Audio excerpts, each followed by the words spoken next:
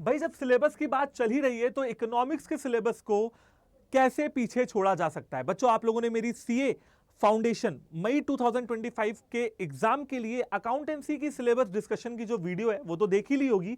चलिए अब बात करते हैं इकोनॉमिक्स के सिलेबस डिस्कशन के बारे में और डिस्कस करते हैं इकोनॉमिक्स के सिलेबस को जो कि आपको सीए फाउंडेशन के पेपर के लिए पढ़ना है। मेरा नाम है हर्ष और मैं आपको अकाउंट्स और इकोनॉमिक्स पढ़ाता हूं एकाग्रता सीए फाउंडेशन के इस चैनल पे। तो चलिए शुरू करते हैं। सबसे पहले इकोनॉमिक्स को बिजनेस इकोनॉमिक्स बोला जाता है, पेपर 4 है, 100 नंबर का आता है और इसके अंदर कुछ यूनिट्स हैं, लगभग 10 यूनिट है और इन यूनिट्स में आपको क्लास 11th का पढ़ना होता है, क्लास 12th का पढ़ना होता है, यानी कि कुछ चीजें ऐसी हैं जो क्लास 11 में आपने देखी हैं, कुछ चीजें ऐसी हैं जो आपने क्लास 12th में देखी हैं और कुछ चीजें ऐसी हैं जो आपको नई भी देखनी होंगी। ठीक है, तो सबसे पहले आता है इंट्रोडक्शन टू बिजनेस इकोनॉमिक्स। तो भैया बिजनेस इकोनॉमिक्स का इंट्रोडक्शन यहां पे कहा जा रहा है। बिजनेस इकोनॉमिक्स का मतलब आपको समझाया जाएगा। Basic problems of an economy, आपको पता है कि इकोनॉमी की बेसिक प्रॉब्लम्स क्या है, अनलिमिटेड वांट्स है ना, लिमिटेड रिसोर्सेज, ठीक है, and role of price mechanism. आपको प्राइस मैकेनिज्म का जो रोल है वो भी यहां पे पढ़ना होगा। ये हो गई आपकी पहली यूनिट। चलिए बात करते हैं दूसरी यूनिट की जो कि है theory of demand and supply. देखिए भाई, meaning and determinants of demand, तो डिमांड के बारे में आपको पूरी की पूरी जानकारी यहां पे लेनी होगी। जो लॉ ऑफ डिमांड है आपका वो आपको यहां पे पढ़ना होगा। इलास्टिसिटी ऑफ डिमांड आपको पढ़ना होगा। प्राइस, इनकम और क्रॉस इलास्टिसिटी के बारे में आपको पढ़ना होगा, यानी कि डिमांड से रिलेटेड हर एक चीज आपको यहां पे अच्छे तरीके से कवर करनी होगी। बात करते हैं कंज्यूमर बिहेवियर की, तो कंज्यूमर बिहेवियर से रिलेटेड इंडिफरेंस कर्व अप्रोच के बारे में आपको यहां पे पढ़ना होगा। और साथ ही साथ बात करते हैं डिमांड के साथ सप्लाई की, तो सप्लाई के मीनिंग, सप्लाई के determinants, law of supply, elasticity of supply, market equilibrium and social efficiency के बारे में आपको यहां पे पढ़ना होगा। ठीक है, चलिए तो ये हो गया आपकी यूनिट नंबर 2। बात करते हैं बच्चा पार्टी यूनिट नंबर 3 की, theory of production and cost. तो देखो भैया, सबसे पहले meaning and factors of production, short run and long run, law of production में the law of variable proportions and law of returns to scale. तो ये दो लॉ आपने पढ़े हैं ऑलरेडी। तो लॉ ऑफ वेरिएबल प्रोपोर्शंस आपको पढ़ने हैं, law of returns to scale आपको पढ़ना है, प्रोड्यूसर्स इक्विलिब्रियम आपको ये यहां पे पढ़ना होगा। और बात करते हैं, देखो अभी तक तो चल रहा था प्रोडक्शन, अब बात करते हैं कॉस्ट की। तो कॉस्ट के जो कंसेप्ट हैं जैसे कि short run cost, long run cost, average cost, marginal cost, total cost, fixed cost और वेरिएबल कॉस्ट, यहां पे आपको ये भी चीजें कवर करनी होंगी। ठीक है भाई, बात करते हैं आपके यूनिट 4 के बारे में, price determination in different market. तो आपने भैया मार्केट के बारे में पहले ही पढ़ लिया, ये सारी चीजें आपने देखी हुई हैं। अच्छा, जो बच्चे ऐसे हैं जो कॉमर्स बैकग्राउंड के नहीं है और ये सारे टॉपिक्स उनको बिल्कुल भी नहीं आते हैं, तो वो बिल्कुल भी टेंशन ना लें, मेरी क्लासेस के जरिए आपको सारे के सारे टॉपिक्स जो हैं वो यहाँ पे क्लियर हो जाएंगे, है ना। तो मार्केट स्ट्रक्चर्स के बारे में बात करते हैं। सबसे पहला आता है भाई आपका perfect competition, monopoly, monopolistic, oligopoly, ठीक है, price determination in this market, in markets के अंदर प्राइस को कैसे डिटरमाइन किया जाता है, ये सारी चीजें आपको यहाँ पे पढ़नी है। और price output determination under different market forms, ठीक है, ये टॉपिक आपको यहां पे पढ़ना होगा। बात करते हैं बच्चा पार्टी अपने टॉपिक, अपने चैप्टर नंबर 4 या यूनिट नंबर 4 के बारे में, जो कि है नेशनल इनकम। अब भाई नेशनल इनकम बिल्कुल ताजा सा टॉपिक है और आप लोगों ने क्लास 12th में और जो बच्चे सीयूटी की तैयारी करके आए उन्होंने पढ़ा ही होगा। नेशनल इनकम में बेसिकली बहुत सारी चीजें हैं। सबसे पहले आपको जीडीपी के बारे में पढ़ना होता है, आपको एग्रीगेट्स के बारे में पढ़ना होता है, नेशनल इनकम को मेजर, ये एक लाइन आपको दिख रही ना यहाँ पे, aggregates and measurement of national income, इस एक लाइन में बहुत सारी चीजें हैं। इनकम मेथड है, एक्सपेंडिचर मेथड है, वैल्यू एडेड मेथड है ना, पर्सनल इनकम है, पर्सनल डिस्पोजेबल इनकम है एंड सो ऑन। जीडीपी के बारे में पढ़ना है आपको, उसके न्यूमेरिकल आपको यहां पे सॉल्व कर रहे हैं। तो ये है मसालेदार टॉपिक, ठीक है, मसाला पूरा यहां पे आपको मिलेगा, जैसे कि आपको मिल जाएगा थ्योरी, न्यूमेरिकल, चार्ट्स वगैरह सारी चीजें यहां पे आपको पढ़ने के लिए मिलेंगी।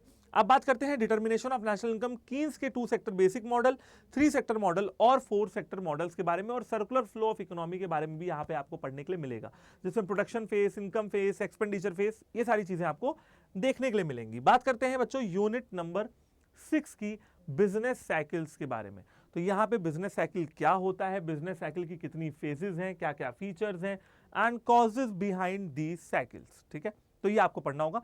बेसिकली बिजनेस साइकिल में बूम आता है, रिसेशन आता है, ग्रोथ का पीरियड आता है, मैच्योरिटी आता है, तो ये सारी चीजें आपको अलग अलग फेजेस बिजनेस साइकिल में पढ़ने रहेंगे। ठीक है, अब आते हैं और बच्चों बात करते हैं पब्लिक फाइनेंस की। देखिए पब्लिक फाइनेंस यानी कि पीएफ सिंपल है ना, पैसा उठाने का तरीका पब्लिक से। तो physical functions, an overview centre and state finance, central government state government का जो फाइनेंस का सीन चलता है वो आपको यहाँ पे पढ़ना होगा। मार्केट फेलियर और government intervention to correct market failure, market का क्या फेलियर है, कैसे होता है, क्या होता है, गवर्नमेंट क्या करती है मार्केट फेलियर को करेक्ट करने के लिए, सही करने के लिए। प्रोसेस ऑफ बजट मेकिंग, ये थोड़ा सा नया होगा आपके लिए कि भाई बजट कैसे बनाती है सरकार। सोर्सेज ऑफ रेवेन्यू, रेवेन्यू के सरकार के क्या सोर्सेज हैं। एक्सपेंडिचर मैनेजमेंट क्या है, मैनेजमेंट ऑफ पब्लिक डेप्ट, यानी कि जो पब्लिक से लिया, पब्लिक का जो पैसा है उसको कैसे मैनेज कर रही है सरकार। और लास्ट में सरकार की फिजिकल पॉलिसी। देखिए आपको पता है कि आरबीआई निकालती है मॉनेटरी पॉलिसी, सेंट्रल गवर्नमेंट निकालती है फिजिकल पॉलिसी, तो उसके बारे में आपको पूरा यहाँ पे पढ़ाया जाएगा। ठीक है, मतलब बिल्कुल इकोनॉमिक्स का मतलब आप समझ लो ना कि पूरा यहाँ पे ओवरऑल कंसेप्ट आपको पढ़ाया जाएगा, ताकि एक बच्चा बिजनेस इकोनॉमिक्स के बारे में अब कुछ भी छोड़ के ना पहुंचे अपने पेपर में। सब कुछ, लगभग सब कुछ यहाँ पे आपको कवर करवा रहा है। मतलब आईसीएआई ये कह रहा है कि पढ़ो, अच्छे से पढ़ो और मेहनत से पढ़ो, बढ़िया पेपर आपको बना के देंगे। ठीक है, बढ़िया सिलेबस के साथ। चलिए भाई बात करते हैं मनी मार्केट की। देखिए 8th यूनिट क्या कहती है मनी मार्केट की, कि अगर आप फाइनेंशियल मार्केट पे जाते हो बेटा बिजनेस स्टडीज में, तो फाइनेंशियल मार्केट में टॉपिक्स हैं money market, capital market, capital market में टॉपिक्स हैं प्राइमरी मार्केट, सेकेंडरी मार्केट, तो सारी चीजें। तो मनी मार्केट के कंसेप्ट है ना, demand for money, concept of money supply, crypto currency, ये थोड़ा नया टॉपिक होगा आपके लिए। कुछ न्यू टर्मिनोलॉजीज और यहाँ पे हैं, वो आपको पढ़नी रहेंगी। क्या है वो टर्मिनोलॉजीज, जब पढ़ाऊंगा तो आपको पता चलेगा। और साथ ही साथ गवर्नमेंट या आरबीआई की मॉनेटरी पॉलिसी के बारे में भी आपको यहाँ पे पढ़ना होगा, जो कि आपने ऑलरेडी क्लास 12th में पढ़ा है मनी एंड बैंकिंग नाम के चैप्टर में, जिसमें bank rate, repo rate, reverse repo rate है ना, margin requirement, moral suasion, CRR, SLR, LRR, ये सारी चीजें आप लोगों ने देखी हुई हैं। बात करते हैं बच्चों अपने यूनिट नंबर 9 की, इंटरनेशनल ट्रेड। अब देखिए इंटरनेशनल ट्रेड में क्या क्या आ रहा है। Theories of international trade including theories of intra industry trade by Krugman. तो भैया इंट्रा इंडस्ट्री थ्योरीज को आपको पढ़नी होंगी जो कि क्रूगमैन ने दी है। कुछ इंटरनेशनल ट्रेड की थ्योरीज और हैं जो आपको पढ़नी होंगी। देखिए आज आप जानते हो कि इस वीडियो का जो मोटिव है बच्चों, वो आपको पढ़ाना नहीं है बिल्कुल भी। इस वीडियो का मोटिव है कि आपको सिलेबस से अवगत कराया जाए और आपको ये बताया जाए कि यार ये सिलेबस इतना भी मुश्किल नहीं है जितना मार्केट में कहा जाता है कि अरे यार सीए का पेपर है बहुत ही टफ होगा। करेंगे तो हो जाएगा, ये एटीट्यूड अपने अंदर डेवलप करो कि पढ़ेंगे तो होगा यार, सोचते रहेंगे तो कुछ नहीं होगा। सिर्फ ये सोचते रहेंगे कि डिफिकल्ट है, हमसे ना होगा, मन भी है सीए करने का, मन भी है सीए बनने का, लेकिन कर नहीं पा रहे हैं। क्यों? क्योंकि एक वहम मन के अंदर बैठ गया कि पेपर बहुत डिफिकल्ट आता है। तो सिलेबस इसलिए दिखा रहा हूं ताकि आप ये समझ पाएं कि सिलेबस इतना भी कठिन नहीं है, इतना भी हुआ नहीं है जितना बताया जाता है। पढ़ेंगे तो अच्छा होगा, अच्छे से आएगा और अच्छे से सारी चीजें करेंगे। ट्रेड पॉलिसी के बारे में आपको पढ़ाया जाएगा, ट्रेड नेगोशिएशंस के बारे में पढ़ाया जाएगा, एक्सचेंज रेट्स के बारे में पढ़ाया जाएगा जो कि आप ऑलरेडी पढ़ के आ रहे हो, international capital movements, foreign direct investment के बारे में आपको पढ़ाया जाएगा। And the last but not the least 10th unit अच्छी खासी है। चाणक्य कौन थे भैया? चाणक्य एक बहुत ही ज्ञानी अर्थशास्त्री हुआ करते थे मौर्य डायनेस्टी के टाइम पे। चाणक्य बेसिकली प्रोफेसर हुआ करते थे तक्षशिला यूनिवर्सिटी में, जो कि इस समय रावलपिंडी पाकिस्तान में है। अब तो ध्वस्त हो गई है, लगभग खत्म हो गई है, लेकिन उस समय के जो ज्ञानी लोगों की बात होती है तो पनिनी, चरक, चाणक्य, इन सबका नाम आता है। तो चाणक्य नंद वंश में क्या चलता था भाई उस समय पे? ओईसीडी पेपर 1950 से 1991 और बेसिक नॉलेज 1991 से ऑनवर्ड। तो आप समझ रहे हो 1950 से पहले, 1950 से 1991 तक की नॉलेज, और फिर 1991 के बाद हमारे देश में क्या क्या हुआ एलपीजी पॉलिसी से रिलेटेड, वहां पे आपको ये सारी चीजें पढ़ने के लिए मौका मिलेगा। तो इंडियन इकोनॉमी के बारे में आपको पूरा ज्ञान यहाँ पे दिया जाएगा इस यूनिट के अंदर। सो आई होप कि बच्चा पार्टी आप लोगों को ये सिलेबस समझ में आया होगा।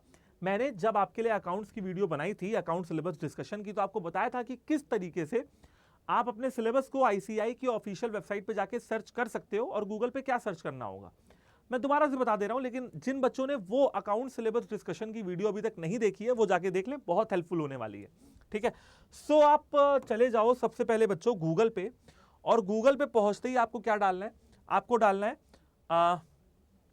मैं आपको करके दिखा देता हूं, BOS knowledge portal. BOS knowledge portal पे आप यहां पे क्लिक कर लो, है ना। इस पे आपने क्लिक किया, click here to visit BOS knowledge portal, click कर लिया। थोड़ा ऊपर जाएंगे, ये कुछ आ रहा है तो इसको यहां पे क्लोज कर देंगे, इसको भी क्लोज कर देंगे। थोड़ा सा ऊपर आएंगे, चार्टर्ड अकाउंटेंसी कोर्स पे जाएंगे, क्लिक हियर पे जाएंगे, ठीक है, सिलेबस पे जाएंगे, फाउंडेशन कोर्स पे जाएंगे, और ये आ गया आपका सिलेबस। ये देखिए, तो पूरा का पूरा सिलेबस आ गया भाई, अकाउंट्स, बिजनेस लॉ, क्वांट्स, और ये आ गया इकोनॉमिक्स का सिलेबस, देख सकते हो। तो ये पूरा का पूरा सिलेबस वही है जो मैंने आपको अभी यहाँ पे बताया, और ये सिलेबस आप यहाँ पे पढ़ सकते हो, ठीक है। साथ ही साथ अगर आपको स्टडी मटेरियल वगैरह देखना है ना, तो वो भी आप यहाँ से देख सकते हो। ये देखो, यहाँ पे आपको स्टडी मटेरियल मिल जाएगा, फाउंडेशन कोर्स पे क्लिक करो, बिजनेस इकोनॉमिक्स पे क्लिक करो, ये करो, और फिर मान लो तुमको चाणक्य जी के बारे में पढ़ना है, तो चैप्टर 10 पे जाओ, चाणक्य जी का खुल गया है, 38 पेज का चैप्टर है, पढ़ो आराम से बैठ के, कोई दिक्कत वाली बात नहीं है। बाकी मैं तो पढ़ा ही रहा हूँ इस चैनल पे, है ना, तो मुझसे भी पढ़ते रहो। सो आई होप बच्चा पार्टी की ये वीडियो आपको अच्छी लगी होगी। थैंक यू सो मच इस सेशन को ज्वाइन करने के लिए। जिन बच्चों ने अभी तक हमारे एकाग्रता सीए फाउंडेशन चैनल को सब्सक्राइब नहीं किया है, सब्सक्राइब कर लीजिए, इस सेशन को अपने दोस्तों तक शेयर कर दीजिए, और उनको बता दीजिए कि यार एक ऐसा चैनल बन गया है बढ़िया सा, जहां पे आपके सीए फाउंडेशन की तैयारी बहुत अच्छे तरीके से होगी। और मैं आपको अकाउंट सी को पढ़ा ही रहा हूं, तो उसमें आपको बिल्कुल डरने की जरूरत नहीं है, बिल्कुल मजबूत कर दूंगा आपको, स्ट्रॉन्ग कर दूंगा इन सब्जेक्ट्स के अंदर, और टॉपर बना के छोड़ूंगा, ठीक है। चलिए, so thank you so much, all the very best and जय हिंद। मिलता हूं आपसे अगली क्लास में, तब तक आप अपना ख्याल रखें। थैंक यू सो मच, जय हिंद।